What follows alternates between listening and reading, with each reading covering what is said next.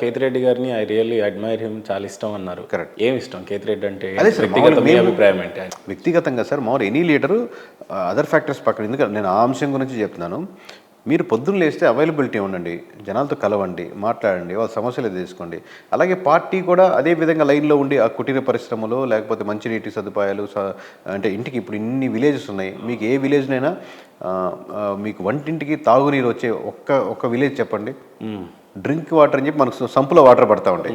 అది మానవుడు ఎవడు తాగే వాటర్ కాదు. ప్రతి విలేజ్లో కూడా మీకు వాటర్ క్యాన్లు తెప్పించుకొని పోపించుకుంటూ ఉంటారు. అంటే 75 సంవత్సరాల తర్వాత కూడా వాళ్ళకి యూఎస్లో బాత్రూమ్ మంచినీళ్ళు ఉంటున్నాయి. అది మన అవసరం ఎంత అడగట్లేదు. తాగేదానికి ఒక 5 లీటర్లు మంచినీళ్ళు ఇచ్చే ఉందా? లేదు. అలాంటి అంశాలు వేద పాలసీ గవర్నమెంట్ పనిచేస్తుంటే ఇలాంటి ఎమ్మెల్యేలు వాటిని ఎక్కువ రిప్రజెంట్ చేస్తారు. వీళ్ళకి నవరత్నాల అంశం ఉంది కాబట్టి ఈయనకి అదే క్వశ్చన్స్ వస్తుంటే వాళ్ళకి అదే క్లారిఫికేషన్స్ వస్తుంటారు.